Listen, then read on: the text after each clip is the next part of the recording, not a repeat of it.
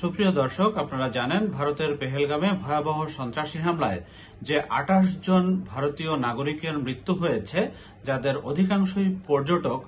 তো এদের মধ্যে ভারতীয় নৌবাহিনীর একজন লেফটেন্যান্ট ছিলেন, যার নাম বিনয় নারওয়াল। হরিয়ানা জেলার এই সরকারি কর্মকর্তা মাত্রই কিছুদিন আগে বিয়ে করেছিলেন। আমরা পেহেলগামের ভয়াবহ সন্ত্রাসী হামলার যেসব ছবি আমরা দেখেছি, তো সেখানে আমরা দেখেছি যে একজন তরুণী তার পাশে তার স্বামীকে নিয়ে বসে আছেন বা বিলাপ করছেন। ঠিক এটি মূলত এই বিনয় নারওয়ালের ছবি, যেটি উনি বিয়ের পরে হানিমুনের উদ্দেশ্যে তিনি এই বৈশারণ পর্যটন কেন্দ্রে, পেহেলগামের মিনি সুইজারল্যান্ড খ্যাত এই পর্যটন কেন্দ্রে গিয়েছিলেন। তো সেখানেই তার জীবনের শেষ তাকে দেখতে হয়। তবে তার স্ত্রী সৌভাগ্যক্রমে বেঁচে যান। তো এই স্ত্রীর নাম হচ্ছে হিমাংশী নারওয়াল। তো হিমাংশী নারওয়ালের একটি বক্তব্য আমরা দেখেছি যে তিনি দিল্লিতে ফিরে স্বামীর যে অন্ত্যেষ্টিক্রিয়া, সে অন্ত্যেষ্টিক্রিয়ায় অংশগ্রহণ করেছেন এবং দুঃখ ভারাক্রান্ত মনে যে প্রতিক্রিয়া তিনি দিয়েছেন, সেখানে তিনি বলেছেন যে তিনি বিনয় নারওয়ালের জন্য তিনি গর্বিত। শুধু তিনি না, পুরো ভারতই গর্বিত।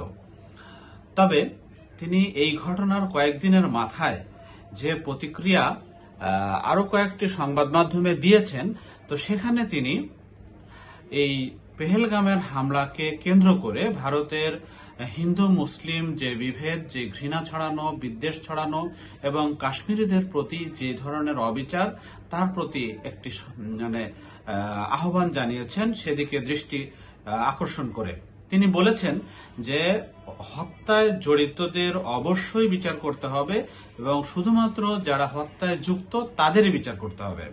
কিন্তু আমি দেখতে পাচ্ছি যে এই ঘটনাকে কেন্দ্র করে কাশ্মীর ও ভারতীয় মুসলিমদের প্রতি অবিচার করা হচ্ছে, তাদেরকে নিপীড়নের দিকে ঠেলে দেওয়া হচ্ছে। তিনি অবিলম্বে এটি বন্ধের দাবি জানিয়েছেন। তবে এই দাবি জানানোর যে আহ্বান, এর মানবিক আবেদনটা অত্যন্ত গভীরে হওয়ার কথা ছিল, কিন্তু কট্টর ভারতীয় হিন্দুত্ববাদী রাজনীতি এটাকে প্রবলভাবে বিদ্বেষে এবং ঘৃণার পাত্রে পরিণত করেছে এবং তারা হিমাংশী নারওয়ালকেও ছেড়ে কথা বলছে না। আমরা সামাজিক যোগাযোগ মাধ্যমে লক্ষ্য করি যে হিমাংশী নারওয়ালকেও হেট স্পিচের লক্ষ্যবস্তু বানানো হয়েছে এবং তাকে উদ্দেশ্য করে নানান ধরনের অশ্লীল কথাবার্তা বলা হয়েছে এবং তাকে আমরা যদি বাংলায় বলি গোল্লায় যাও, বা তুমি বিনয় নারওয়ালের সাথে এই পরিণতি তুমিও ভোগ করতে, এ ধরনের অনাকাঙ্ক্ষিত বক্তব্য বা মন্তব্য তাকে নিয়ে করা হচ্ছে। শুধু তাই না, এটা এভাবে বলা হয়েছে যে মুসলমানদের প্রতি তোমার এই ভালোবাসা বা এই মমত্ববোধ উতলে উঠেছে, যাও বিনয়ের মতো তুমিও এই পরিণতি ভোগ করো।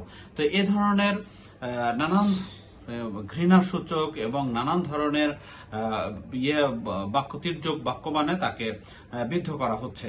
আমরা সামাজিক যোগাযোগ মাধ্যমগুলোতে এই বিষয়ে একটি আমরা প্রতিবেদনে দেখেছি ভারতীয় গণমাধ্যমে, এবং সেখানে বলা হয়েছে যে এই ঘটনার পর থেকে কাশ্মীরে নিরীহ মুসলিম যারা এই ঘটনার সাথে পূর্বাপর কোনোভাবেই যুক্ত নয়, তারাও নানান ধরনের নিপীড়নের শিকার হচ্ছেন।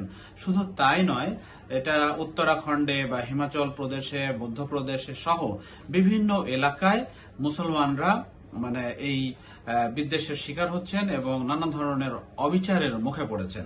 এবং আমরা যদি খেয়াল করি যে ভারতের ক্ষমতাসীন বিজেপি এবং তাদের যে রাজনীতির মূলমন্ত্র মুসলিম বিদ্বেষ, সেটাই এই সন্ত্রাসী হামলাকে কেন্দ্র করে এই পুনরায় জেঁকে বসেছে। এটা যদি আমরা শুধুমাত্র সাধারণ রাজনৈতিক কর্মী সমর্থক বিজেপির সেখানে নয়, এটার পরিসর বেশ বিস্তৃত এবং ইন্ডিয়ান গণমাধ্যমগুলোতেও মুসলিম বিদ্বেষ এবং কাশ্মীরিদের প্রতি একটা ঘৃণাসূচক একটা আবহ আমরা দেখতে পাচ্ছি, যা মোটেই দীর্ঘমেয়াদে একটি স্থায়ী রাষ্ট্র কাঠামোর জন্য সমীচীন নয়।